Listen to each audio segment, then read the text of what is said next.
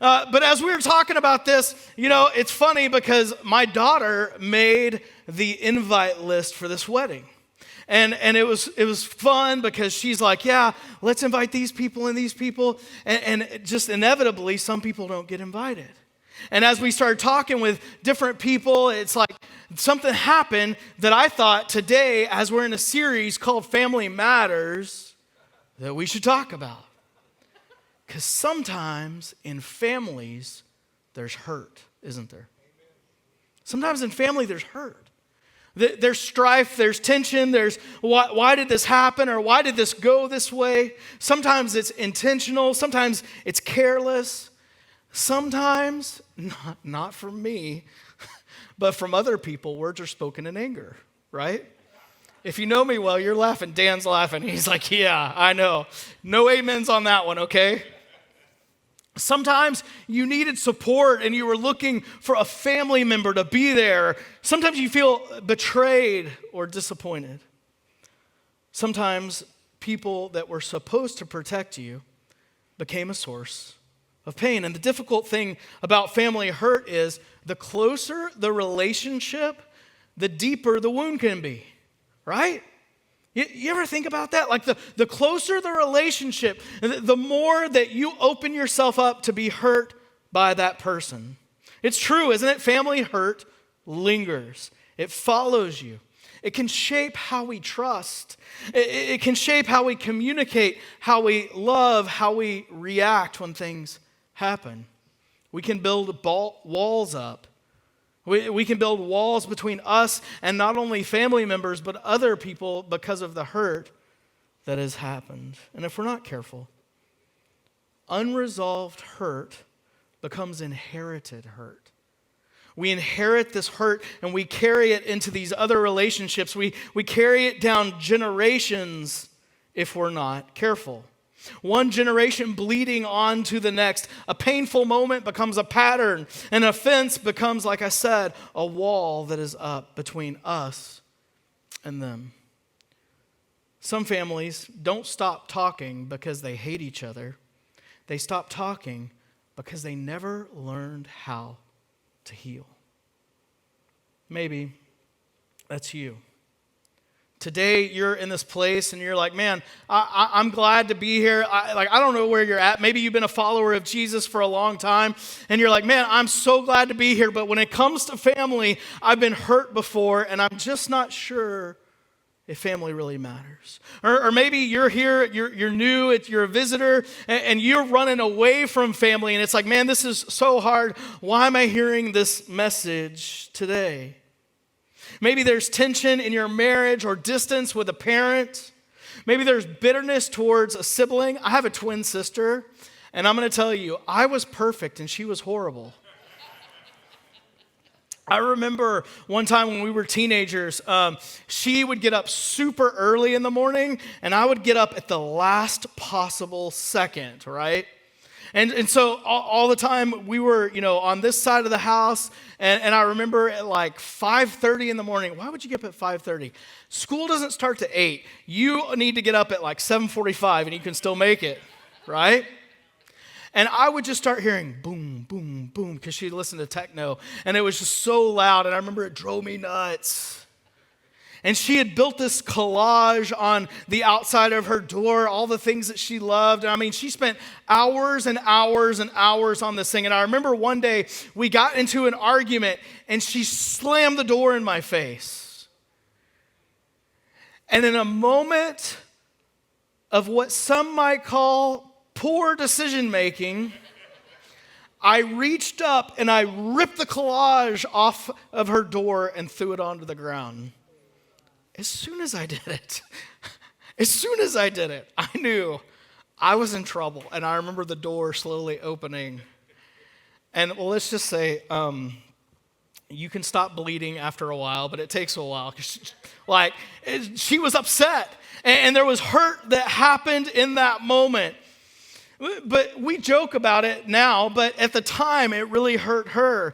And the claw marks on my arm hurt me.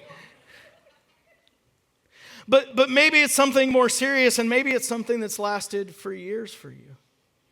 Maybe you've been estranged from somebody and you're wondering if it's ever going to get healed. Maybe you've just gotten to the place where it's like until they say they're sorry, they're dead to me. We all wrestle with this. We all wrestle with different kind of hurt and how it affects us. And here's today what I want you to know. God doesn't want hurt to hinder your future. God doesn't want us to take the hurt that happened and carry it into our future, not only our relationships with other people, but our relationships with that person. The truth is, many of us have become experts at hiding instead of healing. We hide from it. We act like everything's okay. We don't let people in, and we just act like everything's okay, but at the same time, when we get around those people, it's awkward. It's tough. It's tense. There's these walls that we build up, and some of us use humor to hide our pain. Or we rehearse the offense over and over and over until bitterness becomes something that we feed on. And it forever separates us from them. Whoever they are, it doesn't matter really. Whoever they are, there's no hope for repair because of what they did and how they wronged me and the thing that happened. And we talk about this around here all the time. This bigger idea that applies not only to this situation, but many situations. And it's this idea that whatever you feed grows. That whatever you feed grows. And so if you feed the hurt, if you feed the things that have happened, if you feed the negativity, it's going to grow. But if you feed other things like love and compassion and forgiveness, that has the potential to grow as well. But most of the time, what happens is we become suspicious, we become defensive, we become easily triggered, and this can make us controlling, or it can make us emotionally distant. Hurt and hurting others becomes a habit. And it's not because you're bad or you're evil. I have friends that I've seen like lash out at somebody and they just react so strongly, and I'm like, what is going on? Until I get to know them and I get to know their story and I hear about the things that have happened in their past, and I'm like, oh, okay. I mean, it makes more sense. And I think all of us have that opportunity in our lives when we're hurt to feed something. We can feed the bitterness, we can feed the anger, we can feed the negativity, or we can feed healing. We can feed grace. We can feed the same thing that Jesus has given us. Because here's the truth. You know that the enemy loves unresolved hurt because hurt isolates, doesn't it? Hurt isolates us. It not only isolates us from the person that hurt us, it not only isolates us from the people that are surrounding them, it isolates us, it ends up isolating us from many people and groups of people that would want to bring healing and restoration, and instead we just find ourselves separate from them. Because isolation is where bitterness grows. And for some of us, this hits, doesn't it? It hits close to home. Even if you aren't a follower of Jesus, you know how hurt has hindered the relationships that you're in. It might be with a parent, it might be with a brother or sister, it might be with an aunt or an uncle. But we've been hurt when we wrestle with this. And here's the thing. At the core of it, we want it to be better. But sometimes it's kind of like approaching that wounded animal. I've seen videos of mountain lions or cougars that get trapped in like a bear trap or something, and someone comes to try to release them. Some of you guys maybe have seen some of those videos. And I mean, they're lashing out and they're hissing and they're coming after them. Why? Because they're hurt and they're scared. And so out of that, they lash out even though someone is trying to help them. I think that's so true in our lives as well so many times.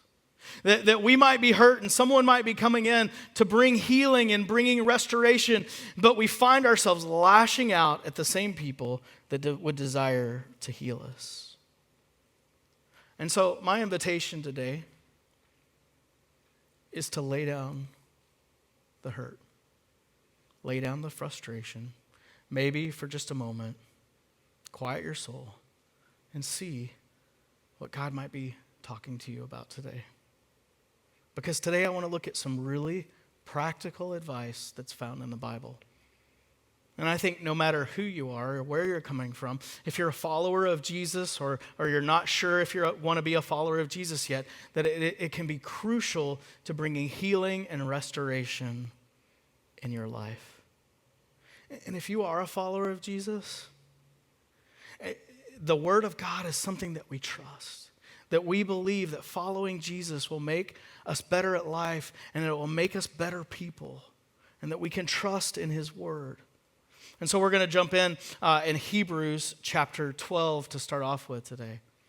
Hebrews 12 verse 15 says, "See to it that no bitter root grows up to cause trouble and defile many." Notice that bitterness right here is called a root. And roots, as far as when it comes to a plant, roots are what feeds the plant.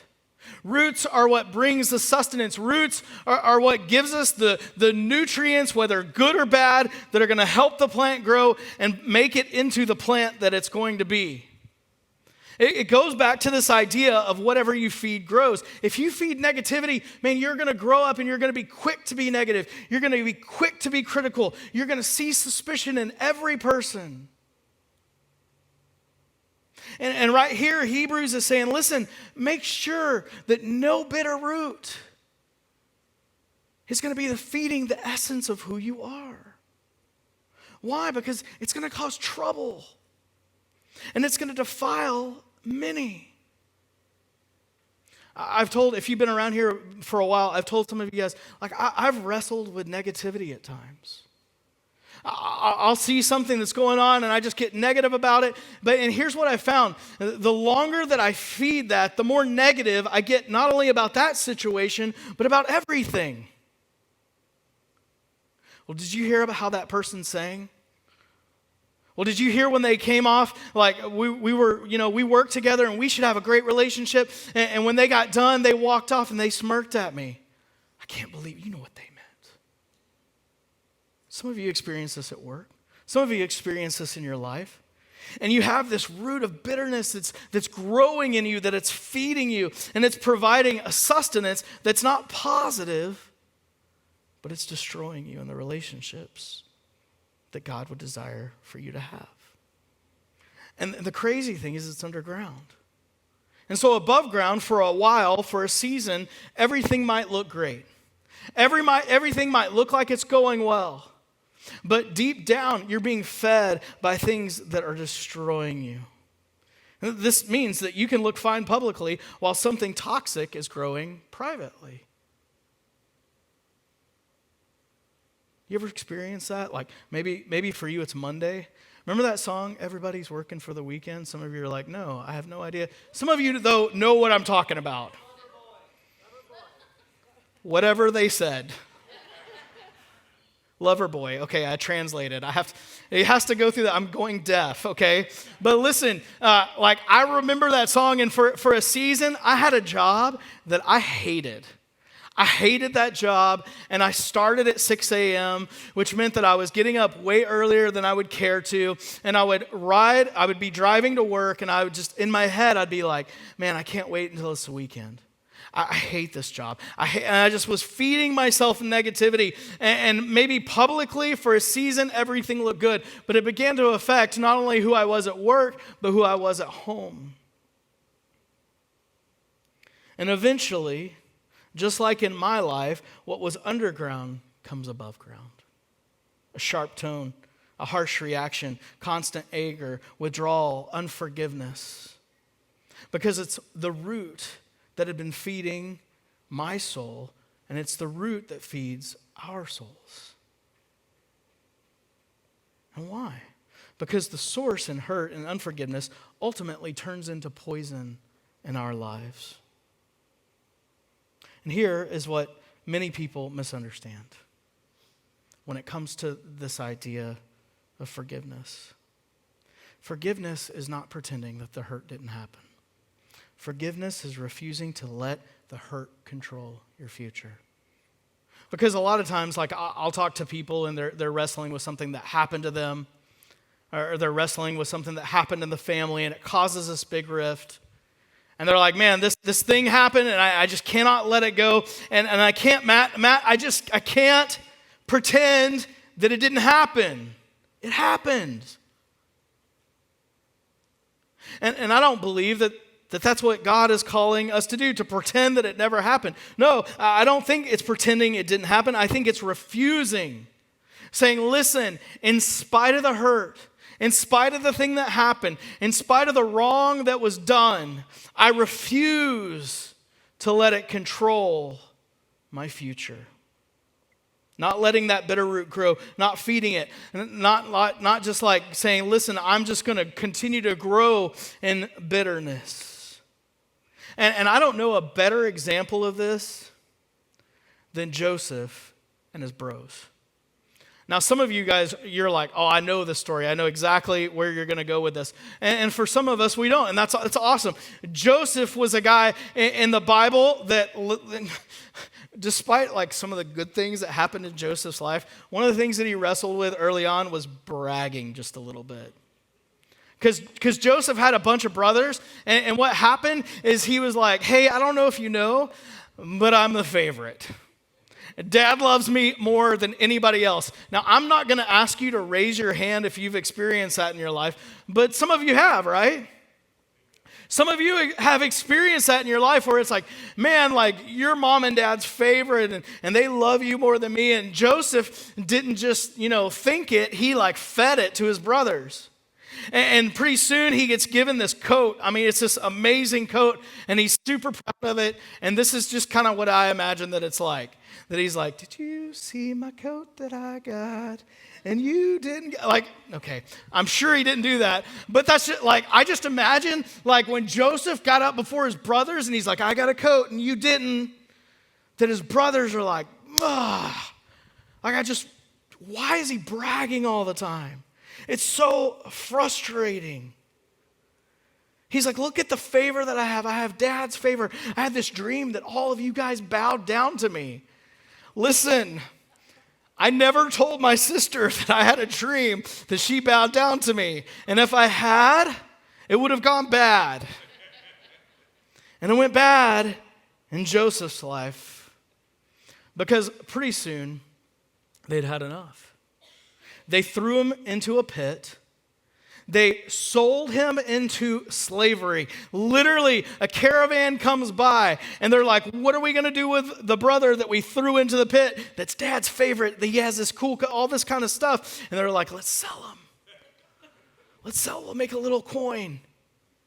And they sell him into slavery, and he takes off, and the brothers go back, and they tell his dad, like, your son that you love is dead. And he mourns, like, just all this horrible thing. And Joseph goes off into slavery, and like over time, he starts growing in position of opportunities. And then he has another setback. And then he grows into this position of opportunity where God elevates Joseph into leadership in Egypt that is like next to Pharaoh. He was at the very top.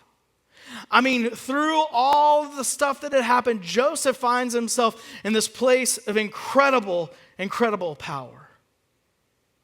And this famine that God had told Joseph was going to happen came to be. And so they had saved tons of food. They saved grain and all of these things. And so people began coming to say, hey, Pharaoh, like we need help. And so Joseph was in charge of divvying stuff out and giving out things so that people could live. And one day, while Joseph is sitting in his position of power, his brothers come in. Can you imagine what that must have been like? When his own brothers that he loved, that had thrown him into a pit, that had torn his robe and put blood on it and pretended that he was dead show up, and they need help. Now, maybe some of you guys are incredible human beings, but I'm going to tell you, for a lot of people in that moment, you just kind of like get a little smile on your face, right? Oh, now it's my turn. You thought you hurt me, I'm going to hurt you. You thought something bad happened, I'm going to do it 10 times worse. Like, I cannot imagine all of the emotions that began going through Joseph's head. But it's not what we expect. Joseph reacts very differently. He comes down before his brothers and he's like, it's me, because they didn't recognize him because he looked different. The dress for those guys was very different than the dress that they had grown up in. They didn't recognize him. It was years later. And Joseph's like, it's me, your brother. And the other brothers are terrified, right? I mean, wouldn't you be? All I did was tear down my sister's little collage, and I was terrified. I cannot imagine if I'd been thrown into a pit and sold into slavery, and suddenly I'm standing before the guy that I did that to. And we're going to jump a little bit further into the story in Genesis chapter 50. We're going to start in verse 15. Because Joseph's dad dies. The one that loved Joseph, the one that he was favored by. It says, when Joseph's brothers saw that their father was dead, they said, what if Joseph holds a grudge against us and pays us back for all the wrong that we did to him? Because see, even in the hurt, because Joseph had talked to his brothers and he was like, hey, it's okay. Like, where's dad? I want to see him. And like, there was this conversation and this like a little bit of restoration that happened. But then the brothers go out, take off, and Joseph's like, throw some coins in their bag. And they find it. They're like, oh my gosh, we're going to die. They're going to think we stole from him. And then Joseph's dad dies, and we've kind of talked about this idea that we find maybe a little bit harder to understand, but back in their day, in that culture, your parents were a protection, especially your father. Your father kind of protected things. Some of you are like, that's not hard to understand. My dad has helped me from my brother killing me several times. And suddenly Joseph's dad dies, and they're like, oh my gosh, we're in so much trouble. What if Joseph holds a grudge and pays us back for all the things that we've done to him? It's a fair question. I mean, like we said earlier, right? You hurt me. You hurt my business. You hurt my family. I'm going to nail you to the wall. I'm going to make you pay. I'm going to make you regret you ever did that thing. I'm going to make you pay for every single moment that I was in that pit, that I was sold into slavery. I wanted to be near my family and my father, and like, despite me bragging like, slavery? It's a fair question. And the brothers are like, he's going to get revenge. We know it. They assumed Joseph was only being kind because their father was alive. But I want you to watch Joseph's response. And listen, I don't want you to just listen to Joseph's response. In your life, in your situation, and the things that you are currently going through, I want to invite God's word into your life that it may change what you might naturally want to say. Because Joseph's response in verse 19, Joseph said to them, don't be afraid. Am I in the place of God? Here's what I want you to notice.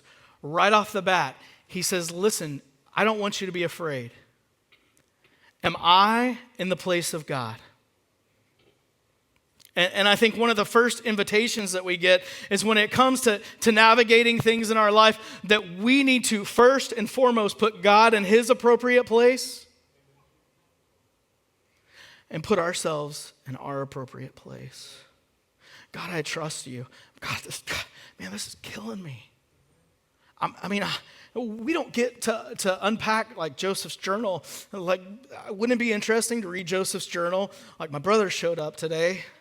Part of me wanted to kill him. The other part of me wanted to hug him. Like, we don't get some of that. But here's what we do know, that publicly, that when Joseph just navigated through everything, that in his life he says, do not be afraid. Am I in the place of God? I will put God where he is, and I will put myself where I belong. That I serve him, that I honor him, that I live for him in my life. See, Joseph understood something powerful. Healing begins when you stop trying to play God. Joseph's like, I'm not going to play God. I don't know why this situation happened, but I am not in the place of God. Man, isn't that transformative just right there? Like when things happen to us as we're navigating through things, it's like, listen, I'm not in the place of God. And listen to what he says right after this. He says, you intended to harm me, but God intended it for good. Holy cow. What if we began to start navigating things in our lives that way? Listen, I'm not in the place of God. He's here, I'm here. What you intended to harm me, the things that you sought to destroy me, God used it for good. What if we began to look at hurt that way? What if we began to filter the situations of our life? Listen, I'm going to tell you, this is extremely convicting for me. And as I've lived it out in my life, I've seen the good that's come out of it. I've seen God redeem. I've seen God heal. I've seen God restore. And I want it for you too. See, Joseph doesn't deny the pain. He doesn't pretend it didn't happen. But he says, listen, what you intended for harm, God intended for good. Joseph knew that his brothers may have hurt him, but they don't get a say in how his heart navigates this hurt and how he lives out his life. In other words, people may have wounded him, and they will wound us, but they did not and do not have the final authority and say of his future. And listen, Joseph says, God, I trust you up above, and I place myself below. And so even though this hurt has happened, even though these things that I just wish that had never happened have taken place, God, I trust you. And in trusting you, I believe that all things will work to the good of those who trust him, who are called according to his purpose. God, I don't like that I'm in slavery, but I'm going to trust you. How can I serve? How can I put my faith into action?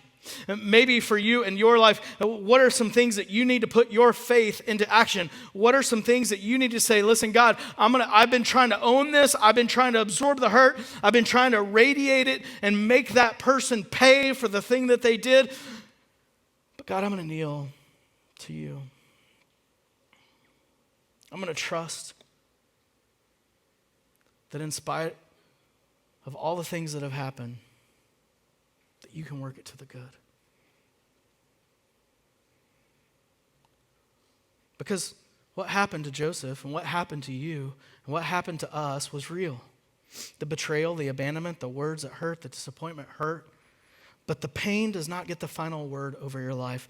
God can still redeem what others intend and try to destroy our lives with. It's hard, isn't it? I mean, that's hard. It's hard. Like some of you, you've been holding on for so long to this thing that has happened, and you're just like, man, it's your fuel and it's your root. It literally feeds how you live your daily life. It's hard to let go. Do you know that the Greek word for forgiveness means to release, to let go, to send away?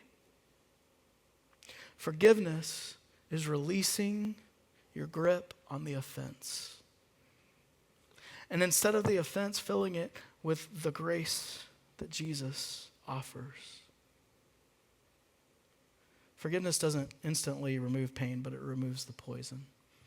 And for some of us, we need to start removing the poison out of our lives. We need to start filling ourselves with the fruits of the Spirit, with love, with joy, with peace, with patience, with kindness, with goodness, with faithfulness, with gentleness, and with self-control. Joseph brings healing where he could have done harm. He says, so then, don't be afraid. I will provide for you and your children. And he reassured them and spoke kindly to them. That is healing. That is saying, God, I'm putting you in your place, and I'm trusting that my place in this season and in this time is to provide even for my brothers and even for their families, even though it's so tempting to be bitter. And instead of being bitter, he became compassionate. Why? Because people that have been healed want to heal others. You ever seen somebody that's been healed for something incredible? Maybe it's an addiction. Maybe it is anger that they've lived with for years and it's controlled them and it's just consumed their lives and they finally let it go. If you hang around our brothers and sisters in AA and NA, you see it all the time. One of my dearest friends has been in NA for, I think it's about 32 years now. And I see the things that happen to him, and I see the ways that he's taken advantage of, and he just smiles, and he's like, man, I just love him. I'm going to tell them the truth, but I'm also going to invite them to come back over and over again for healing. Instead of taking revenge for being taken advantage of, from time, from resources, from money, instead of just getting revenge, he's like, man, I hope they come back and experience the healing that comes in being clean. Why? Because they were once there too.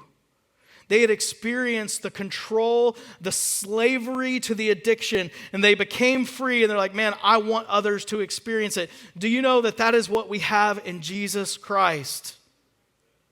That God releases us from the consequence of our sin and shame, and that he invites us into his grace. And listen, the response is, man, God, you're here, and I'm here, and you've forgiven me.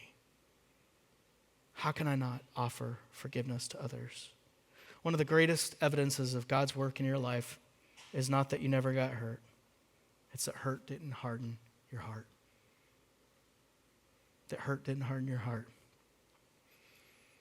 I have a friend who's an executive pastor at a large church, and I'll never forget him coming and talking to our staff one time, and we were just kind of talking through life, and we were like, if you have one piece of advice for people who work in ministry, and he's like, listen, thick skin, soft heart. You got to have thick skin, because people will say stuff to you, and you're like, you wouldn't say this to your worst enemy, but you're saying it to me. But soft heart. Have a soft heart. Show compassion. Show Christ's love. So today, I'm just going to blaze through, because I'm passionate about this, because for many of us, we just let hurt rule in our lives. I want to talk through 3 things that we can do to heal the hurt. Number 1, that we have to bring it into the light. We have to bring it into the light. Listen, this hurt me. God, I'm owning it. I'm owning it before you.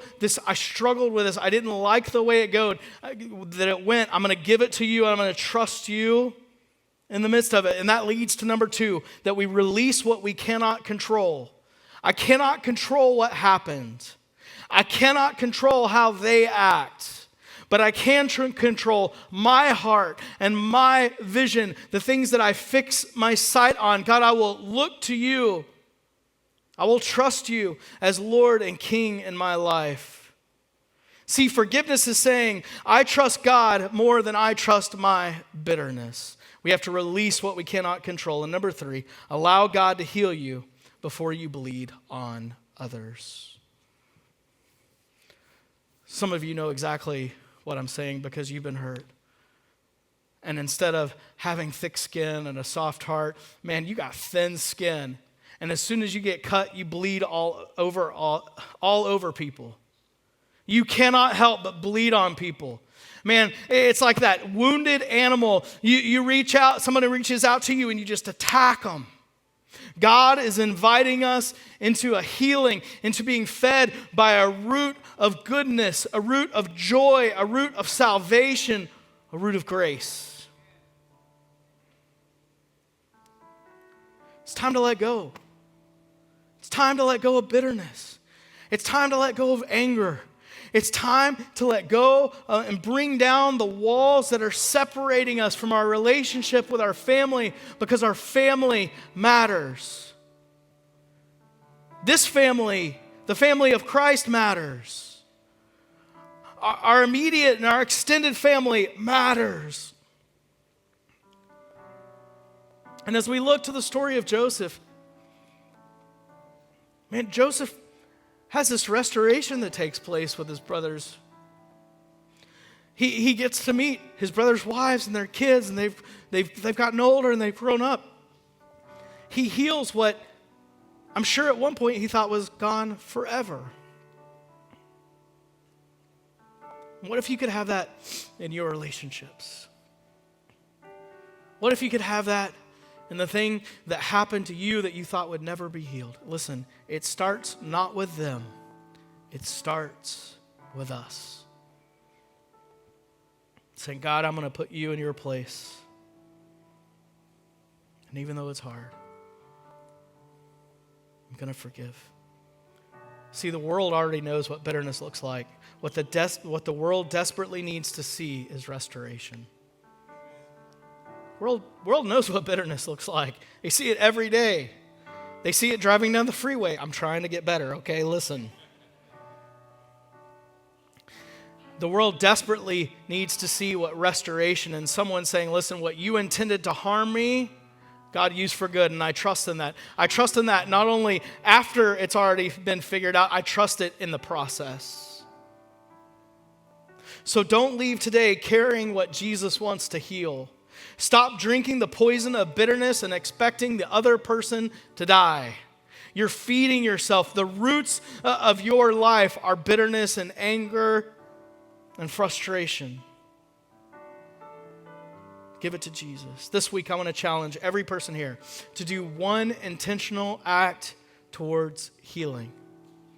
Maybe it's a phone call. Maybe it's an apology. Maybe you just got to start with prayer because you're like, God, I don't know how you're ever going to fix this.